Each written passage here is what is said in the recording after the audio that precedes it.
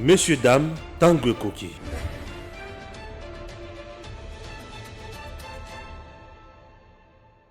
République démocratique du Congo, Ezalimbo Kanabiso, Bandeko Balandi, les Loutwali Komituna Kaka, le chef de l'État Awa, Sasaipi, avant d'Ina Est, avant d'Indengi, à la Kakabana Est, qui Nakoya, Kovanda Nabino, Nakoya, Kovanda Awa, Poetena Bundisa Munguna, Awa Paulette Kimuntu Azali, humilié, tout à Sambwe. Pourquoi? Puisque Soussina Ezraki, chef de l'État qui est Kovanda na Est, a ta ce qui a confié problème, Ezatemboka et Koko Bakaka. Makanisini yazalaki na yango. Chers compatriotes, tulika moto ali koyoka ke ba mampinga kuna ba yebisaka mkonza mboka ke bazalaka 21 000, mais kuna mkonza mboka a trouvé moins de 10 000. Eza ya solo to eza ya lukuta. Mais ce que ezali ya solo c'est que ezali haute trahison. Chers compatriotes, likambo ya Covid troisième vague na Kinshasa, Gentini Ngobila a telemi aluki nini ya kosala azwi mikano pour ko kanga ba ebanso ba kolanta masque te na kati ya assemblée provinciale ya Kinshasa. Godin Poy a fondi un député national provincial plutôt oyazali à la tête de la délégation. Il y a ba député provinciaux ba kibeki kokutana ba atilukwebo pe ba kenaki kokutana vice premier ministre en charge de l'intérieur pour na kolobake Godin Poy avocat na ya lobiki pour na nini ces messieurs-là, ces députés-là, moi je travaille avec le GRT. Comment ça? Mais donc, Godin Poy a fondé député provincial, on a pour et il travaille avec le GRT à la tête de l'institution qui est l'Assemblée provinciale. Bref, on va parler, bien sûr, il y a gestion, il y a Godin Poy, depuis qu'il est là, à la tête de l'Assemblée provinciale de Kinshasa, pour voir si réellement il y a eu évolution dans Moussala Azali Kosala. L'Assemblée provinciale évolution en termes, il y a contrôle sur le gouverneur. Bref, Keita a posé Mitunawana na Mwanamboka Eric Chiswaka. Godin Poy a sali Moussala na ye malamu, to a sali Moussala mabe. Na banze boyoki thématique na ye yangoana. Merci. Des pères et des mères. Original. Congolité toujours totikate à 100%. Mutumo habisinga mais Stéphane Mikozo la Congolité te na le la Congolité. Le problème est que na kota kana ba dossier mususu. Ya ngona sala ke Congolité na le belango makasité. Mais rassurez-vous que Congolité koki ko lungwate. Wana ezali makila langa. Na kozanga ko le belango ndingini. Très bien. Papa na za Congolais te, maman za Congolaise te. Ozana poso diriger biso premier mabiso wapi. Oye ko sala affaire na yo. Oye ko sala commerce na yo. Oye ko sala bilanga na yo. Oye ko sala ba lobbying na yo na makambo soki nini sala yango. Oye ko sala makambo bale beta makambo bale na yo.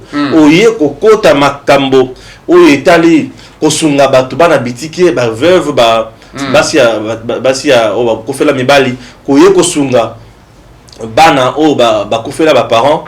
Sunga Bango, nous sommes là et nous te soutenons. Très bien. Mais Makambo Yakolia ko diriger Bisso au comme président de la République nous tous télé. Très bien. Président de la République à l'est de la République démocratique du Congo. Balobi baïbi mokola kolunga wana te. Akolunga kaka soki urgence ezali pona koya Kinshasa. Mais récemment Paulette Kimuntu a teraki mokonza mboka lobi de azako banga salaka ba promesse basé belé zaye ba epenge za ba bango yo se belé wana. Te batunyo sala bakangi monokolelo. Mon chef de l'État, on dirait camarade Nabango. Le président de la République, lorsqu'il promet, Akoya Kosala Teke, Nazo Sala Boyepoa Sepelisayo. Il parle, mais ses services, et Kozala pour étudier faisabilité. Très bien. Décision na wana et Kosala Ndengeni, Nalolengeni, Nabanani, Bakonditionneni, Bakotina. Bémissaire na bango sur terrain. Très bien. Puis c'est une zone rouge. Très bien. Chef de l'État a eu décision pour qu'il ne gouverne c'est une première dans notre pays. Chef de l'État a décidé pour qu'il ne gouverne dans l'Est. Bah oh bah vendre dans l'Est c'est ça bato bazaka na rébellion. Et ça ba Bemba, Bazarias, ba Mende, nous on vendre dans l'Est on attend la rébellion. Mais Félix est allé rester à l'Est pour na couper sa kimia. Regardez un peu la différence. Aujourd'hui à la Kisi Batunyon ce qui il n'est pas là le la bango azawana lolenge o bango baso kanisa Félix Tshisekedi tout ce qu'il dit il le réalise. Très bien. C'est le meilleur président qu'on ait connu dans notre pays. Dans si peu de temps le chef de l'État a fait de miracles. On a un miracle tu t'imagines Azana armée aux alliés infiltrés, Azana Katina on a ba mafia, mais il arrive à donner des prouesses. C'est-à-dire, il sait comment il canalise ses décisions et ses stratégies. Très bien. Motune Tuana Yokoya, Kovanda Olobi, ce qui y a au Kendekuna à Koufi. Est-ce que Mboka Ekotikala, Ekovanda Idriss Déby à qui a Koufi? Est-ce que Mboka était Moussé à Babomaki? Ah, est-ce que Mboka était mais madame, tu veux te moquer de qui? Vanda qui osala Maramuna Osala. C'était propos moko ya légèreté. C'était pas la haine ça. C'est tout à fait compréhensif. Ok. Alors, et ça qui va propos moko aujourd'hui, baza la capacité à kozongela yango les sous-sautés. C'est ça le mal chez les Congolais. Très bien. Un Congolais lorsqu'il parle, il dit n'importe quoi. Il lui est impossible ya kozongela maloba na yewana pour dire à la face du monde, non, pour se dédire parfois. Très bien. Non, j'avais dit ça, je me suis rendu compte que moi quand j'avais dit que tu as Katumbi basali milice na bango na bataillon sans kobanga ebungi pe yeko la sous-sauté, c'est que namu to banda le belango na pesa yango gaz banda na tika koloba yango et là les banda beta bango bafanda et banda na beta bango ba koti malamoko na ndabela mwana de père de mère à découvrir biso. L'air baye ko ba benga ba bimende ko Stéphane za bongo te banda sala le yenge na biso boy. Ah OK, bon le yenge na mo tchana la place publique. Bon c'est bon, nazongi na plateau habité les équipes ministres et les équipes makamususu. Allez, bo vendre na Kim. Ba vendre na Kim. Wana ezali force ya mutu oyo ayebi koloba vérité pe amoni ki vérité zaki vérité te na le bien mabe ayazo abongisi. Très bien. Mais le reste il y a pas congolais la mboka na biso et loko ezo sala la limité na bango zaka haine. Et beba. Et si là. Tant on se voit que Ebeba wana bato bazoko fakuna bazala congolais. Très bien. Toi tu penses que bango bazana tinate, bango bazana bato o bako kende libosote. C'est ça le mal avec les Congolais.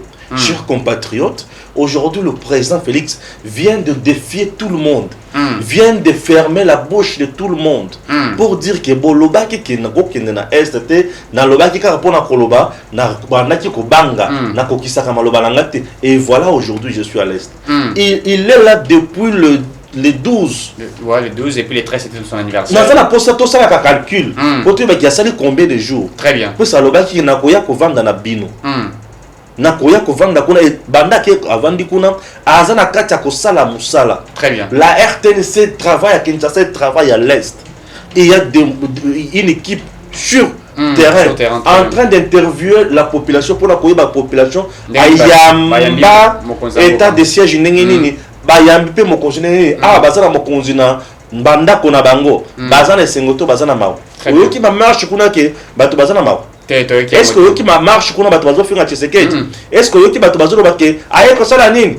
Tout le monde est heureux. Très bien. Tout le monde est heureux aujourd'hui. Il y a komona mokonzi mboka aye avandi na bango. Il est le numéro 1. Il y a Congo. Il est l'image du Congo. C'est bien lui qui représente même la vision ya mboka na biso, le bonheur des Congolais. Il y a ceux qui a lobby qui est boyété et zali bongoté. Alors ezali boyé. Très bien. Aujourd'hui nous disons félicitations au président Félix Tshisekedi. Les gens les aigris. Les gens en mauvaise foi.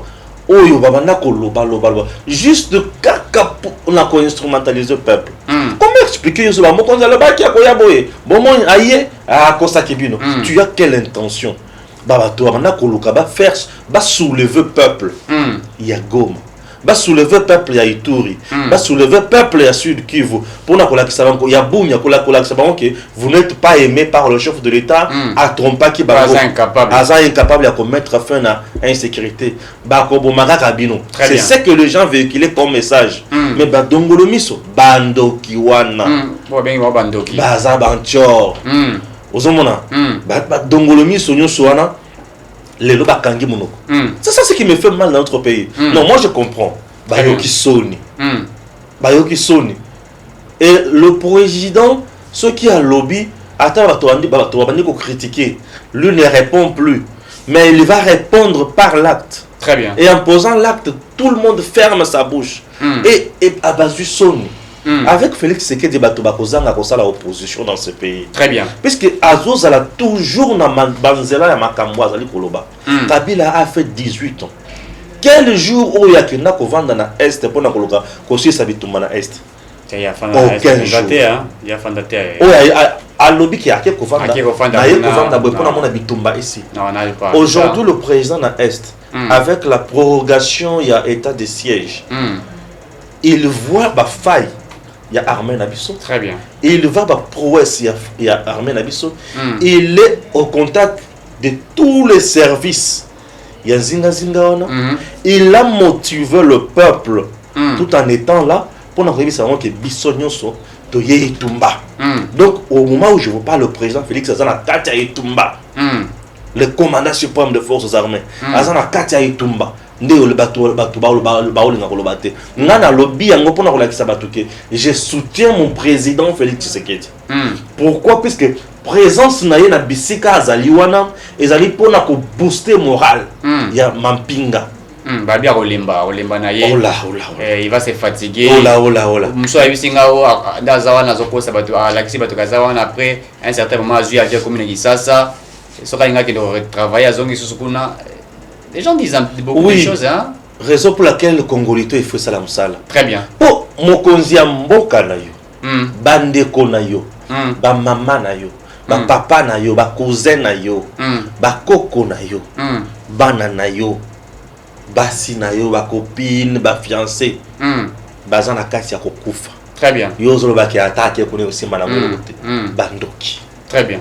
Au moni bandoki ndoki atikala jamais ko apprécier bolamu te ndoki musala ezaka le momba la tikitoko boy te na pe fona somba na la tabo te ya laksanine ya koluka asomba elamba lokola le momba te ya ko boire le momba maladie. Très bien. Pour la azali bongo voilà tele ala ka les choses to kotala makolone ko vimba ye ndoki azabongo. Un sorcier avisaka toujours bongo. À Bosnie que ce que mon TikTok ou la TikTok, oui, mais vous êtes chez tous. Très bien. Et ça vaut la peine. Mais nous sommes évoluer. Na mindele tu as mindele la catégorie mibale. Tu as mindele oh bazaka ce que moninga ça il a très bien fait. Je dois faire plus pour le dépasser. Asali mingi ko ndenga malamu. Ndenga malamu tant que ça la mingi ndé zo mona ba mindele bele ba ko na ba ingénieur ya minene ba sali d'invention et puis azolo ba ke motivé X personnes tellement motivé pour na sala plus na sala sur pilote robot. Très bien, très bien. Tellement motivé pour na sala robot abana ke na wenze ozo mona ba to so baza bongo chez les asiatiques ça mon tout so c'est Nokia ayele ko la c'est Nokia ngana zo sala Nokia bango bazo copier kaka asali boya copier pas mal. Très bien. Mais chez les Congolais ou chez les Africains asali nini asali kit comme la enfant de l'amour kit za kutu bongo ye mutango za la bongo asali tali pate atam koko la lipa ça on li bon ça la vendeli asali pate ala bina la kisaye yako boma ake uzwa kansonda tu soki nini wana. Très bien. Voilà. Comment bango baza alors tout le monde y posa na ezaka aboma aho yako sunga po musale ke na libosote. C'est ce qui a détruit notre pays. Très bien. Le président a vendu na est pour na ko sunga ba imboka o bazakuna mais yoza awa o bana ça n'importe quoi. Très bien. Ba mampingo bazalaka kuna toyoki lisusu likambo yake basungaka bayebisaka ye que nous avons 21 000 soldats dans le champ de bataille. Or, en réalité, ce sont les 8 000 ou 9 000 soldats qui sont là-bas. Est-ce qu'on va peser 21 000? Et quand on donne le montant ou le nombre de 21 000, puisqu'il s'agit des gens, des nombres, bien sûr, oui, l'argent c'est le montant, les gens c'est le nombre. Comme il s'agit d'un nombre élevé, basé à copier c'est 21 000, c'est bien. Mais écoute d'abord le problème dans les Cambouanes. 21 000, merci.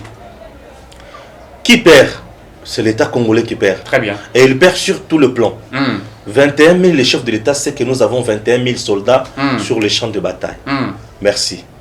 L'argent qui sort de l'État, de la caisse de l'État, est destiné ou c'est au profit de 21 000 soldats. Bien, bien. 21 000 soldats. Et si on payait par soldat, prenons 100 $ par 100 $ par exemple.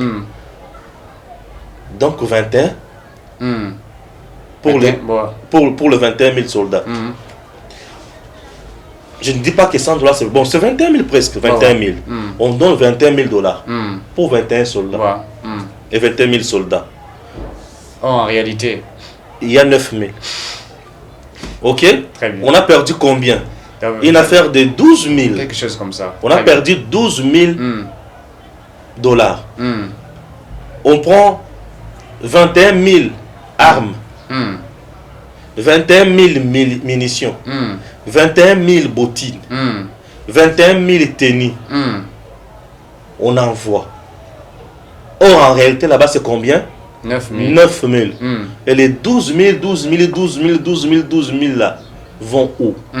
À qui? Vous voyez, les histoires certaines personnes qui vendent se trouvent dans les mains des EDF, très bien, dans les mains des FDLR, dans les mains de ceci ou de Codeco. Voilà.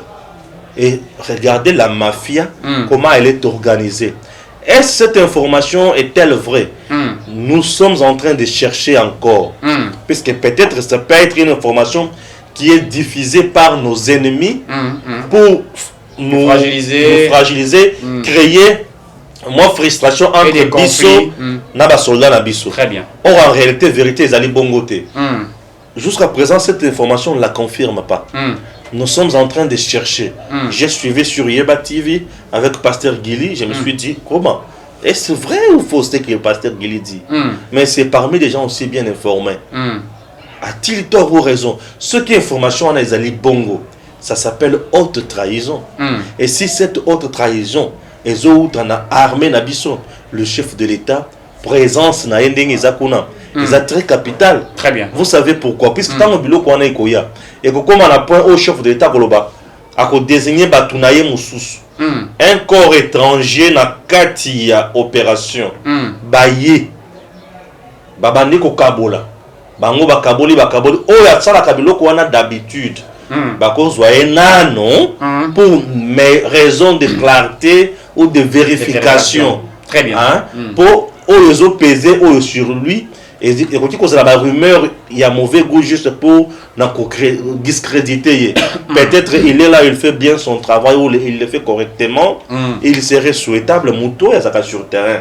Oya kabolaka, oya yambaka bakoli biloko nyonso wana. Bazoyer, batikaye en l'air de bazoyer non bachaye non na kacho bakangi ete bazoyer non bachaye na kacho bazu équipe mobimba wana bazu ba non bachaye na kacho non service ya paye administration ya paye ya kokabola bateni ya kokabola mandoki ya kokabola biloko nyonso wana bazu non kaka bango bachaye bango pembeni bazu équipe ya sika. Très bien. Et yambi et kaboli et fouti batali bakofuta combien? Ceux qui va foutre 21 000, bravo. Ceux qui va foutre 20 000, bravo, puisque certains aussi de nos gardes, qui vont la tuer la banguna. Très bien. Ceux qui va foutre 19 000, on peut accepter. Mais ceux qui est commis à bafouta 18 000, 17 000, 16 000 et commis likambo. Et commis koloka koyeba toyebake. Mais ba oyo mususu bakenda ki wapi. Tokoloba mbala moko détourner mate. Mais tokoki koloba mafia ceux qui va foutre 8 000. Oh. Ba foutu 8 000. Mais vous étiez à 21 000. Oui, donc 13 000 bakoufi boye. Bon, tu sais c'est surtout que nous venons de perdre 13 000 hommes. Mais écoutez, ça devient flou. Vous voyez? À ce moment-là, on va dire que ça devient flou. Très bien. Mais présentement, nous attendons. Nous sommes là pour proposer aussi la manière ou la façon de faire pour éviter que kota na libunga. Très bien. Mboka na biso ekoki ko bunga te. Mboka na biso ekoki ko sambwa te. Ozomona mboka na biso esengeli elonga. Soki mafia oyo ezali tozana batu muke na terrain tokolonga mungu na ndengeni. Très bien. Tokolonga mungu na te na armée na bitumba. La qualité et le nombre il y a bas soldats et contact. Très bien. Bilo komi balewa. Qualité et le nombre ça compte. Vous pouvez avoir une bonne qualité. Basoda na biso baza 5. Kuna baza ebele bazo kufa bato wana bakufi bangonyoso. Wana kana film ba américain. Wana kana film ba américain. Ndio mona 5 commando babomi tala banani babomaka banani. Baris, Baris, Vietnamien. Pour baronner tout ça kebele. Mais le coup les film il y a commando il y a 5 commando bakuboma autant de Vietnamiens et c'est tous en nombre considérable. Il y a des éléments d'habitude sur le terrain. On est comme film il y a chute de la Maison Blanche Motomoraza comment va te veler. On a Chik Noriska. On a bongoté. Très bien. Ça bato même biso na film te totala ba film to yolo ba film oyo ngaka film akufa kaka te na sasi oyo beta na nzoto wana ezaka ba kopala yeso ki ba beti le kofi le sasi na loboko akangi ici la vanne mais ce qui est mutu so ba beti kaka pou akwe donc yaye ata loboko ezo boma oya bato mususu ce qui est betiye ya so ganga kaka ya bango ezo ki sakaka wana makambo film biso awa tozana posa ya réalité. Le pays a tant souffert. Nos frères qui sont tués là-bas, qui sont égorgés, violés, nous avons besoin de ces gens-là. Tu sais pourquoi nous voulons à tout prix que l'Est du pays retrouve la paix? C'est pour encourager le développement, les investissements. Il y a Batunabiso, où basana posa basala activité kuna. Bakende basala activité, bangager banamboka, impôt ekota namboka. Congo na biso kende liboso. Notre Congo est la oasis de paix. Et ça bisika ya bandoki mandoki pamba pamba te. Nous avons besoin de la paix. Et cette paix aujourd'hui est recherchée par le président Félix Tshisekedi. Donc Barbara non. Pour les qui montent na les bons man na buzo ba nyonso sala lelo na yebite za commencer wapi. Bon, wana mon ayo italien. Alors aujourd'hui, elle est millier. Elle a même disparu. Aujourd'hui, n'importe quoi na biloba lo banaye, aujourd'hui s'il nous avons besoin il y a beaucoup de biso kende. On pouvait dire qu'elle était envoyée par quelqu'un ou par certaines personnes. Mutu ya la muka partout azala kamena ka combat na ndenge na ye. Ozona biso tozana kati ya komene combat pour le peuple ayeba oyo mokonzi azana kati ya kosala. Peuple à comprendre. Ba prouesse ya mokonzi. Depuis que le président Félix Tshisekedi azana muka. Ba prouesse na eza ya makasi hein. Ba to ba lo bata. Ba prouesse na eza makasi ni koleka. Et Félix a sali ba prouesse. Sur le plan politique avant ce système. Azana kati ya ko déboulonner yango. Azana kati ya ko kata dans 2 ans et demi. Asali oya sali mais c'est un génie. Félix reste un maréchal politique. Il reste aujourd'hui un guide, un vrai leader. Au vrai sens du mot. Aïe avant à comprendre. Attends, il vous dit tant on a ce pouvoir, on a vendu le col à Batonios. Le col à Mouze, le col à Kabila, la vente dans Natal les années. Observé politique, il a besoin et mais Kabila ndenga ya nandenga kenda. Je n'ai pas pu changer l'homme congolais. Est-ce que vous avez moto? Donc yé aïe à qui mes chefs d'État Félix Alobi na yé na talibango na comprendre. Makila. Alibiti et ce bana mboka tozara boité. Oza ba fokop. Oza ba faux esprit côté na armée. Très bien. Oza mafia. Ngana ko supporter ba bêtise oyote. Bala ki sabiso banda ko Félix azotongati. Bala ki sabiso ba cité au Félix atongi avandi ya yé ba kinga kati bus. Et ça te lui est là. À l'ongé côté na gauche à qui na droite. Très bien. À qui na est, à qui na ouest, à na centre, à na sud. Oh à la kaki a okendete. Tamba bana komata kita na ba avion. Abana kende kota la basi na ba plage. Il partait pour le bien-être du Congo. Après avoir conclu le marché où il y a pour Namboka, il est allé maintenant s'enquérir de la situation. À ça qu'on a rappelé toute date depuis le 12. Très bien. C'est fait un samedi. Au Yakenda. Le 12. Le 2, tout ça, les quantièmes. C'est que les 20... Le 22. Le 22. Le chef de l'État fait déjà combien de jours là-bas? Pratiquement 10 jours. Hein? 10 jours. Très bien. Et ça manque. Aussi, au vendant, aux autres, il y a un bailleur, il y a un locataire. Asi azongi sila kiyombo na yo. Bo bendanaki. Au vendant, on a 10 jours. On est pour ça mobile. Il faut à la moto, mais la kakwiti. Pour mobile, c'est petit. Il faut à la moto quit. Pour modèle à côté de Moulungue. C'est tout ce que coûte na bailleur local à Oya Gims. Mutala kwiti. Bakonisi ba bakutani phase. Na libite ke kimsa mutabakwiti o amelaka awa et na tanga très na biso. Alors on doit se dire que mboka na biso enyo kwa maki. Comment on peut rester comme ça? Non. Dans un pays où on a tout. Mais tu souffrir kaka. Tu souffrir kaka. Aujourd'hui, les chefs de l'État ont la maboko. Est-ce que la population il y a est ayambi mo konzi bien? Il y a bayambi kitoko. Sondage eza kitoko tozo mona ba vidéo en ligne directement. Tozo mona ngo ndenge bazo yama mo konzi ndenge bato bazala esengo. Très bien. On le voit. Donc le chef de l'État est bien accueilli. Mais est-ce que bato ba communiquer mabé? Pourquoi ils n'en parlent pas? Pourquoi ils ne disent pas? C'est qu'ils disaient Félix il va pas réussir à l'est à Kokate. Pourquoi il n'arrive pas? Ndoki abete la kamoto maboko te. Ndoki soki amoyo ezo simba azo yima. Tant azo yima azo loko nini sosu akobomela ngo mutu wana. C'est comme ça un sorcier. C'est comme ça un sorcier. C'est un copain le bel angote même le président de la République elle autant il a mama 5 ans. Na biso 5 ans na micho mama mazo sana. Voilà. Photo et outil musika. Koko babwakelinga eloko photo ozomona oyo uti musika lumumba la kisebiso photo ozomona na kati ya bato wana bato bazingisi eza chorale te bato bakubule ki chorale chez les protestants non c'est pas une chorale et ça bévêque basa le cercle basala le sambu ya mama Maria to wana mtuno tuni na pesa yano te eza le sambu te ebo eza nini le sambu na bango basala kabisika baza wana te bato baomona ka photo ndenge za wana ozomona siko na photo wana siko to kende musika nga journaliste pour la décryption na décryption na biso tala na kati ya photo moto aza kuna za matata très bien omoni matata te nazo mona ye siko matata na bevete balokani matata comme dirigeant ya ko la bevete bakamoyo bakio sambela yete bato sambela na balabala bongo o benite na balabala bongo tina wapi moni bevete balobi aujourd'hui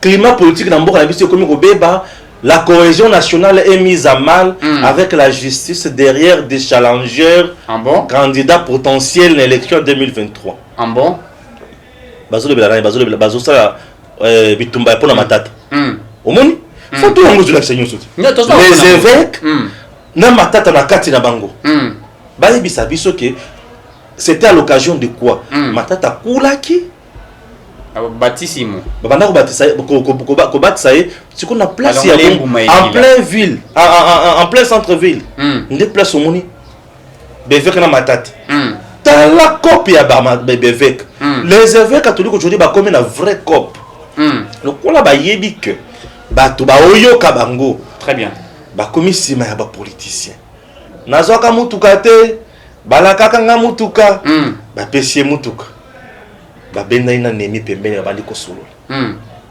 osomona bateki mutuka wana mpona bonheur ya bato ya Goma ya est ya éruption volcanique tata cardinal azotambola na mutuka climatisé bongo soki mutuka wana babeta kafara na kati nde ntango okufa kolobaka Félix abomi ntango azomata bimate na mwanza wana aboni te azomona te très bien oh Félix abomi cardinal ntango azomata bimate na mwanza na bimituka oyo bazopesa ye bakado mutuka wana bisika eutaki ayebi yango ozomona clim kaka ya bureau na biso tala eza na poussière epesi biso kosu bongo so clim ya mutuka sikoyo eza na eloko na kati oyo ekoyisa bato na ngambo wana awa matakiti awa mokonzi ya mboka azala kati kuna te tala photo matata pono ye wana na bevêque très bien ya 5 ans moto toyebi na ntango oyo toali boye aza na bapoursuite judiciaire mpona mbongo ya biloko ya kolia ya bakongoli ayibaki eza matata oyo basénateur baninga na ye 49 bamercenaire wana babatelaki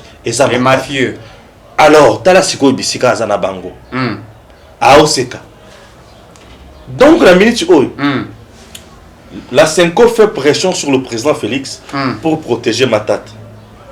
Et certaines personnes les lots. Est-ce que le président Félix a boyé ma cambo élection? Dans en 2021 au mois de juin. Mais Bino Bozo Ibisabiso que la cohésion nationale mise à mal pour écarter les candidats potentiels à l'élection en 2023.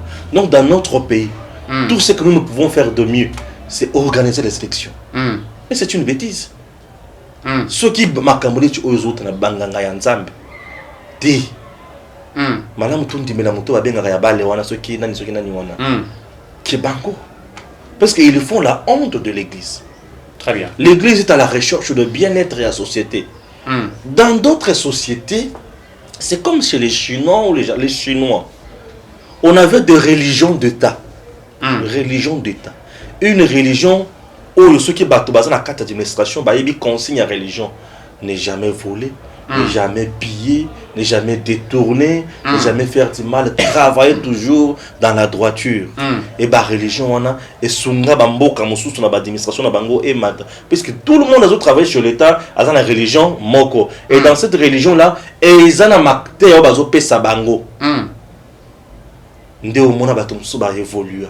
Bamboka kuto bazo tambola mamba christianisme te bazana kama bouddhisme bazana makamoso ki amamba belé ba évoluer makasi kolekana biso batusana ba christianisme na ba catholique.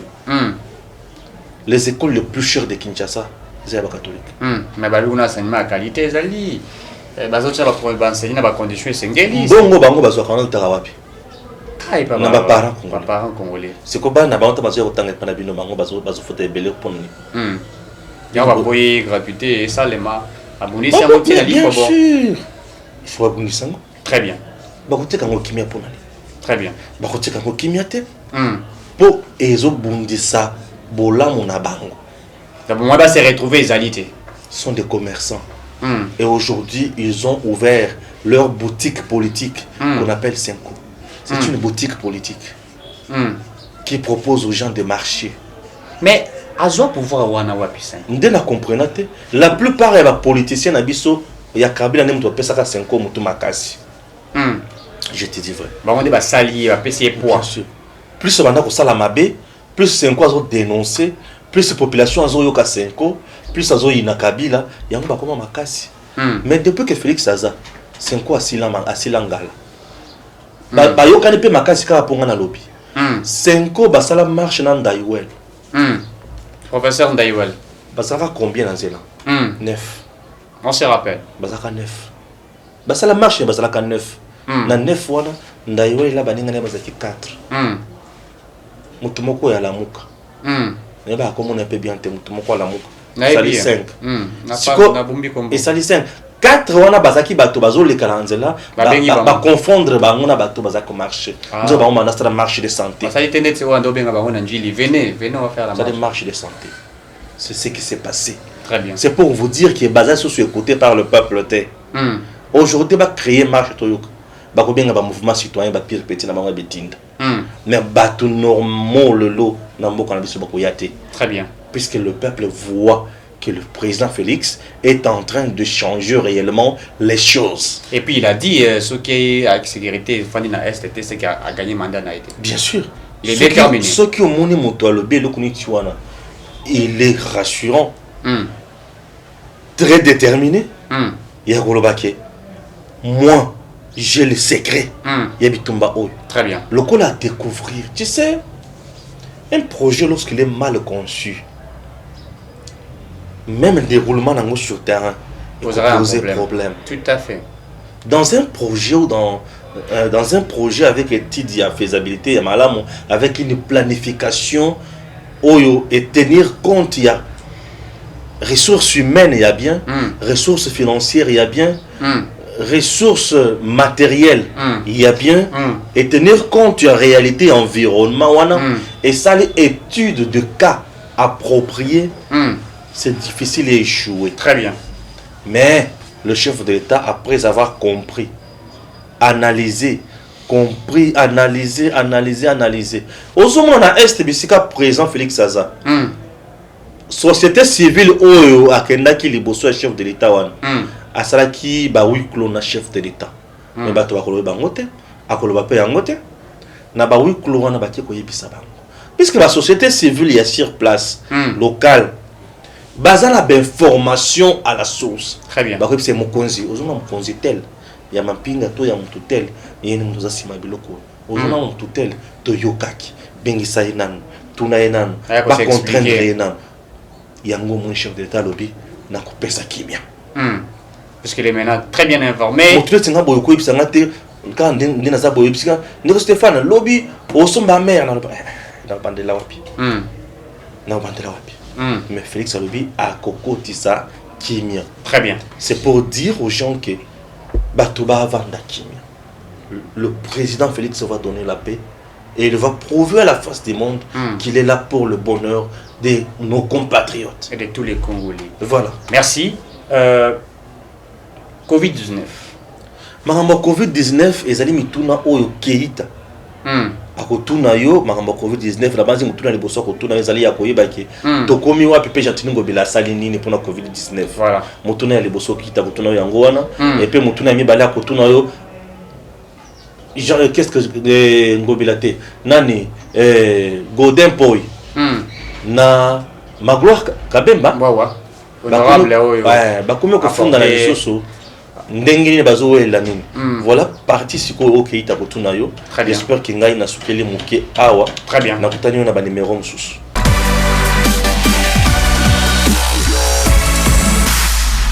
Merci, tokoti bongo la deuxième partie émission Nabiso. Bongo lelo tokobela matali Covid-19 troisième vague. Lobby gouverneur ya ville la pesa qui bongo ba mesures sur Covid-19 troisième vague oyo ça la bongo ravage dans la ville de Kinshasa. Pe na deuxième sujet Nabiso tokobela bongo matali Godin Poyi na kati ya assemblée provinciale. Nazali bongo na monsieur Rick ensemble tokobeta bongo masolo matali Covid pe Godin Poyi. Bonjour monsieur Rick. Ndeko Keita, bonjour. Covid-19 troisième vague, surtout respecter distanciation. Nga respectango na zape na kashne nanga. Donc voilà, ezali. Alors bah mesures ezala qui prises par le gouverneur de la ville province de Kinshasa avec le général Kassongo puisque tango troisième vague est bandi baza konzimango. Je rappelle aux uns aux autres Congolais qui nous suivent que la Covid exactement existe. Nous appelle à moi moko journaliste na biso professionnel. Il y a Top Congo, il a attrapé qui maladie wana, il a témoigné et puis il a outil au bic un petit peu. Donc la maladie existe, sauf que bateau bazar on dit maté, il va congolais va mesana koyoka n'importe quoi. Bango azoragnon sur la légère, mon arango tinaté, oh t'es malade on les a pas mindé. Non, certainement ça existe. Et ça peut exister, bazar au belango. Moi j'ai vu de gens na kita na hôpital oh ya chino congolais Njili, j'ai vu de gens au bazar pour belango, bazar pour les lamikou à passi, moto passi, fièvre et tout ça, bazali belé. Alors respecter les gestes barrières c'est très important. Très important pourquoi? Parce que ça a été tomi batté là. Babo comme ça va évoluer, bazo soit ba autant benga ba vaccin. Ah c'est important pour nous sécuriser bah de belé tout le monde est France bazu ba vaccin et puis aujourd'hui le français bazar sous na droit pour là ta masque était ba ko vaguer na ba occupation na ba. Il y a beaucoup de pays aujourd'hui pour voyager, il faut qu'on soit vaccin aux alango. Biso au vaccin les gens disent n'importe quoi. Or ils allaient malama pour moto ami batté là, hein et mutami batté là. C'est très important. Mais on va quand même lire mesures qui prises par le gouvernement de la ville de Kinshasa et puis à Tchena va sanction pour na kosala ete bato ba ko respecter en côté ba futa ba manda ou l'état sengata. Ba manda on les a likoloté par rapport à la population. Mais en fait ezala likoloté but ezanini. But eza que pour na ko éviter ko futa ba manda wana il faut qu'on respecter au l'état sali parce que l'état est roi. Hein, il faut respecter l'état. Na bamboka mususu ba kutiyo au sali et l'autre singalité tu dois payer des amendes tout le monde a vraiment que belé biso to na culture wana te en fait hein culture ya kofuta amende au mona muta osu bana balabala oza komona okangi azo na sali nini et puis bandi kofinga yo na police okangi tant oza kosenga amende au policier muibi non mais la police ou les policiers font leur travail oza komona donc culture wana to za langote et même na lobaka yango pour que le congolais ou les kino va changer il faut qu'on kino to congolais il faut qu'on imposer yi Bobila tcheli bino qui ça c'est Bopeto. Est-ce que ça c'est comme Bopeto? Et comme Bopeto té pourquoi parce que yemo raza la politique et gestion et bien avec la province Kinshasa. Tout le bagage biso yango. Si on imposait aux Congolais que soko sali boité boko futa boko sala boé. Vous allez voir, il y aura des gens où il va qu'on respecter yango via Fimbo. Et donc c'est comme ça.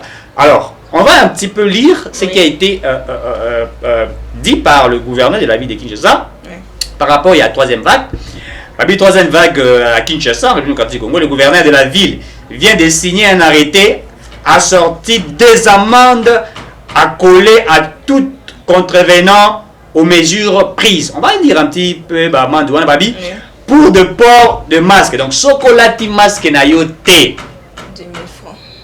Ozali na droit ya kofuta 10 000 francs. Oko se justifier te bakangi yo. Message on il faut les cas. Bakangi yo. Hein, bakangi pas ba policier mukamate. Donc, bazuyo au fouti 10 000 francs, libéreux. À l'époque, c'était 5 000 francs, on va se rappeler. Mais maintenant, le gouverneur a lobby 5 000 francs. Qu'est-ce que le gouverneur avait la Kinshasa lobby 10 000 francs. Puisque les lots au vu des unes de Kinshasa et Belé, na Kinshasa et je Kinshasa. Dans les jours à venir, sur Bamouni, les accords augmentés, on va séparer Kinshasa dans la province Monsousso pour éviter propagation. Balabi, couvre-feu. Instauré Kiango de, je crois, de 22h à 4h59, disons pratiquement 5h. Ce qui va coûter au bandit au tambola de 23h, au tambola libre, le rôle à moto, au bang et le côté, papa, maman, il va été, au fout amende, il y a 50 000 francs congolais. Donc, au bimisa yango, ce que bimisa yango te italio. Taxi moto, même moto moko, bateau les choses mi balete. Ce qui va coûter au même mi bateau mi balé, bakangi moto na yo, et puis au fout à combien 20 000 francs. Naza seri bateau à kolanda malam. Transport public dépassant 50% des capacités d'accueil et avec passagers debout. Donc, ceux qui va continuer à mettre tout cas, va descendre et c'est au bas va demi terrain, va tourner ça va terminer la cima. Ceux qui va zuyo, yo chauffeur aux Hollanda. Au théo mais la cuite au l'équipe va rouler junior sur la makasi. Ba ko kangayo au fout à 100 000 francs congolais. Et tu vas payer 100 000 francs congolais. Bah bien été restaurant dépassant 50% des capacités d'accueil. Beaucoup fout à 100 000 francs et soit 1 million de francs congolais. Au bas taxé yo, bino bato à restaurant. Récemment, bah au kanga restaurant moko boya ba indien, et bah legisa ki ngonga, tout le monde a kanga ki bango et bah fermé à Mopé pendant 15 jours et ils ont payé 2 amendes. Ouverture terrasse, bar et loge bar, 10 000 francs pour les clients, il y a 10 000 francs pour les clients. Et 100 000 francs ou à 1 million de francs pour les propriétaires, il y a Barwana. Ouverture boîte de nuit. Donc, ce qu'on est ici, au-delà de 22h. Boîte de nuit, et c'est ça, et tout ça, moto moto azawa na bobina, ici, à 10 000 francs pour les clients, 200 000 francs pour n'est-ce pas, propriétaire Mokolo Barwana, ou soit 2 millions de francs congolais, organisation de deuil. Éveil mortuaire. Donc, motakoufi. Pour le bien, pour la famille, to sangana, to salanini, bo bengisi batondi na lopango, baza kolela. Boko futa 500 000 francs congolais. Si ces derniers sont organisés dans une salle ou dans un funérarium, celui-ci sera fermé pour une durée de 15 jours et la propriétaire sera punie d'une amende allant de 500 000 francs congolais à 1 million de francs congolais. Pour les manifestations de plus de 20 personnes, au tête ça la fête, au anniversaire, au nimi, plus de 20 personnes. Beaucoup fou taboué. Pour les manifestations de plus de 20 personnes, vous allez payer amende de 200 000 francs congolais ou soit 1 million de francs congolais à charge de l'organisation de la manifestation et le propriétaire du lieu d'organisation des manifestations sera puni d'une amende de 1 million de francs congolais, soit à 2 millions de francs congolais, et en cas de non-respect des mesures barrières par une église, celle-ci sera fermée pour une durée de 15 jours. Wana ezali oyo, qu'est-ce que je peux appeler, c'est-à-dire arrêté. Oyo, gouverneur avec province de Kinshasa, Azu Yango, pour être tout respecter les mesures barrières de Makambo Italie Covid-19. Monsieur Rick, ndenge bapesi ba montant na ba mbongo siko mbongo wana nyonso kokende wapi? Très bien. Mbongo nyonso bapesi et kokende ndenge salaki na tango se rappeler na tango ya je crois deuxième vague. Batelaka batu je crois 2 GRK, je crois batelaka 2 GRK, ça dit que so ba police a kangi au futi mbongo na 2 GRK. C'est comme ça que ça a été. Bapesi na réussi. Voilà, à l'époque c'était pas réussi, hein. Tu payes l'argent là-bas, et bako koma nani yo on peut se réussir pour l'année. Pour la sakeno, ba uto kanga na Covid-19 et na kanga respecter mes été tala bulletin nanga. Non. Moi je dis que wana ezala copie ba policier. Bon, ce qui est vrai est que certains policiers bako s'abuser nango. Mais ceux qui ba kangi yo moto Police a kangio sur le champ, occupé ça un bon moté sur le champ. Au minimum au PCT, beaucoup de la police a kangio au minimum au PCT. il faut même mailloti na commissariat sur bien rani sika bango basala mosala na bango wana okomi wana commandant azali oyo chef na bango wana o azali ko gérer makam n'est-ce pas yende a kotuna yo mituna pia ko yebisa yo pourquoi respecter yangote et puis na esika wana 2 heures ka kozala pour na ko récupérer mbongo puisque mbongo il faut ko fouter qui na déjà ko n'est pas policier policier ne mosala na ye akangi yo okeichi moto ko futa mbongo soko futi mbongo et pas policier nde ba congolais ba mosala ko ko coopérer o te ole a 10 000 francs au 5 000 7 000 wana 500 francs ndenge ba mesala 500 francs wana italio mais na ndenge mibe ko pesami c'est que quand tu es arrêté tu vas jusqu'à la niveau de la police au futi ba man na yo et puis tu vois maintenant pour éviter cela la chose la plus importante à faire, c'est simplement respecter les mesures qui ont été prises. Kachine na yolata, ceux qui savon na yo sokola maboko, babenga ramonine oyo désinfectant na yo ya terme qui va côté kazala on a poche, distanciation sociale, il faut ça. C'est ça les mesures à respecter. Ceux qui doivent respecter en gros et vous avez madame, ceux qui respecter au koyi na dibabe à l'état za mokonzi. Merci Balbito.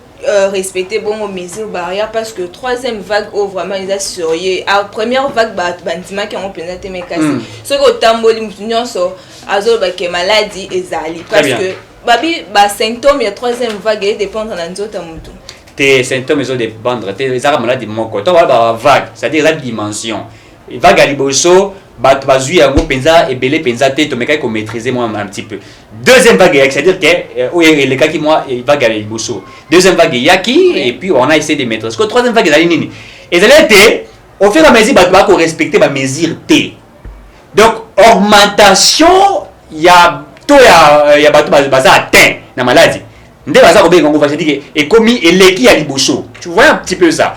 Donc c'est pour dire que la deuxième vague, la troisième vague est différente, puisque la troisième vague, to et l'équipe est belé. Toto bato, on est beaucoup plus habile pour faire ça Kinshasa. Puisque certaines provinces, oui, dans ma province, que moi j'ai toujours compris, dans ma province c'est belé. Bato bazara wana, bato bafan dans ma province bazara très sérieux. Ah, ils sont très sérieux quand il y a des choses qui sont prises, des choses qui sont prises, par respect à. Mais le quinoa, hein, il faut le dire, quinoa ça un petit peu téti, hein. Les quinoa c'est comme ça. Quand vous allez dans la province de Kassai, vous allez là Nord Kivu, Sud Kivu, vous allez à l'Équateur, quand le gouverneur, les gens disent autorité va lobby, bah toi banga, mon causa lobby. Mais qui non attends mon causa lobby, nan gobila, yende nan. Gobila ça, yende nan. Tu vois un peu les Quinois, c'est un petit peu ça. Alors au fur et à mesure on ne respecte pas tous les aromata, bisonne toi kokufa et ça c'est vraiment regrettable. Donc je crois que à ce moment il faut vraiment éviter Babloko, on a tout respecté Ango. Mbongo futa na eseke sengeli mais eloka malonga cash nezali nango cherté ba côté ka ba 300 francs ba côté ka ba 500 francs ba côté ka ba 1000 francs donc on les ozona eloko na 1000 francs ya pamba oche yango awa na okangi yango donc yo lingate obo ya et puis au futa 10 000 francs donc le mieux serait d'acheter un truc de 500 francs mais de pouvoir se protéger et de respecter les mesures qui ont été prises. Si on ne respecte pas ces mesures là on serait contraint de pouvoir payer ce que l'État a demandé. Tout le monde bon bilazo profiter bon on a Covid-19 mais quand c'est qu'il beau péto entretien à vie des habits tout le monde fait qu'on a même sur malade. Ah, vous posez une question très importante, c'était une très belle question à poser. Vous savez je suis un gouverneur Gobila tout le barango toujours. Moi je suis parmi des gens où il n'a jamais causé puisque Covid est où il tapé dans la saleté, hein? C'est de la saleté quand on ne sait pas gérer, l'environnement n'est propre, un mangui, soit, etc. Tout ce qui est sale, malsain et tout ça, ce qui fait qu'il y ait des maladies, hein? Et ça bon. Et le gouverneur de la ville, il ne faut pas comprendre. Au-delà de la mesure au pas il va mesure au yo pour nako kebisabatu. Il faut payer assainissement et ville zala, bo peto ezala. Moi je crois aussi qu'il faut renforcer. Ta question elle est vraiment très importante. J'ai vraiment aimé.